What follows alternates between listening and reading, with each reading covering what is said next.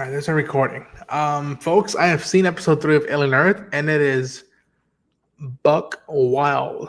Okay, it is paranoia even after a xenomorph is taken down, but it comes at a cost, and it shakes um uh, the balance of stuff between Whaley Utani and Prodigy, and it's almost the shift of the power strengths, if you will, with this episode. It is amazing. I think to me the quality has not dipped, but it's taken somewhere else, and it wasn't trying to be bigger or bolder on it.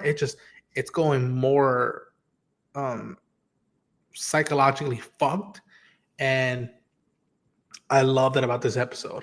I still think I prefer episode 2, but having said that, this episode was just like, okay, what does Boy Cavalier feel about this? And now he's got the cool toys, but then Kirsch is there and being like, whoa, whoa, whoa, whoa, whoa. You trying to play with the cool toys? You might get killed. I've seen this in action.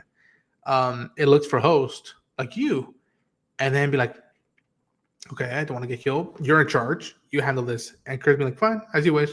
And as he leaves, I swear to God, I could have swore I saw a smirk of Timothy Olyphant's like face and be like, I'm in charge now. This is a bad analogy, but I'm going with it because it goes in my guts.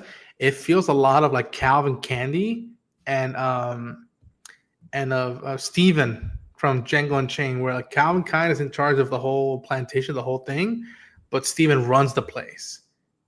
And I kind of see that in some regards with Kirsch and Boy Cavalier and that dynamic, the boy king and then the guy who runs the place and makes it function. Um, it is a fascinating dynamic.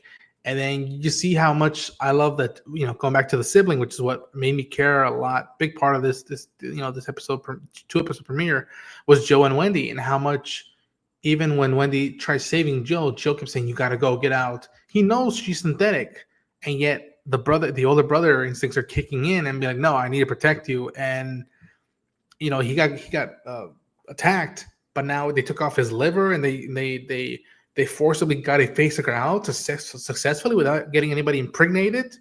And they took something out to like make it go into the liver of Joe. And I don't know what they're planning to do that. You have one of the kids who is leading, trying to win favoritism, and is challenged Boy Valkyrie. Like, someday I might be just as good as you with what you've done, and probably better and last longer than you. And now he's like, okay, now you're in the race of favoritism. And then you have the kid who's just like, I have parents, and it's like, and then Morrow messing with him and using him as a link, and how maybe Morrow's going off the grid,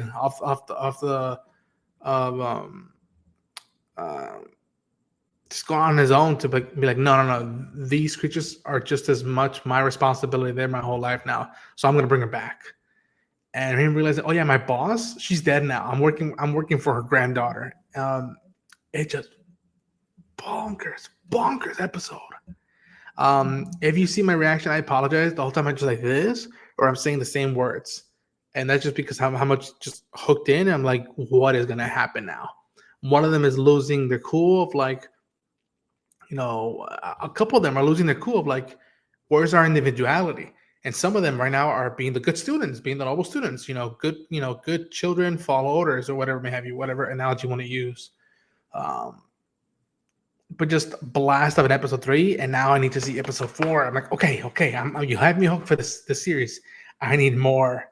But I love FX's restraint of like, no, an episode a week, and then you're gonna have to hang out with us for the next 5 weeks if you want to see the whole enchilada.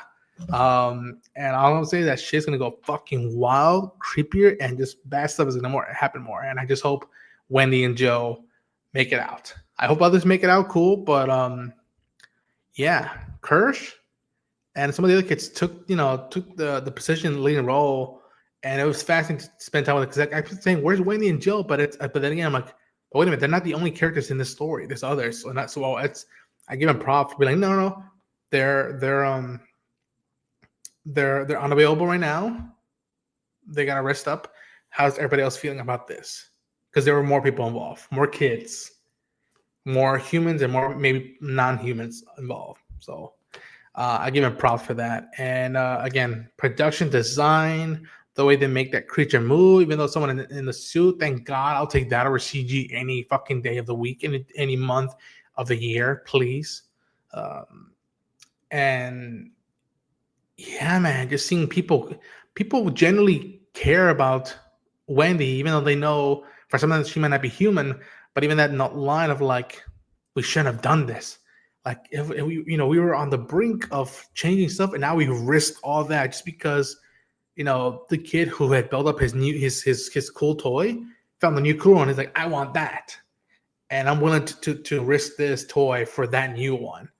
And that's the neighbor's toy, but they threw it in my yard. And I love the whole thing of like, this may be a ship, but it's in my yard. I'm the neighbor, so now it's mine. I love Morrow and Curse having a moment of just like, be careful. Well, I've seen what happened to your crew. It might happen to you. Fascinating, man. Fascinating. Folks, please stay tuned into both TeamJVS and my channel at Ronin and Jane on YouTube and all the socials. We're going to be covering the hell out of this series for the next few weeks. And again, if this dynamic, this strength, this writing, this acting, this pacing stays consistent or gets stronger, we might have the next best entry into the Alien franchise, and we might have one of the best television shows of the year. Wow, man. Wow. Alien Earth coming out of the dark after all these years being worked on. But yeah, until then, take care, and no one's going to hear you scream. We'll see you then.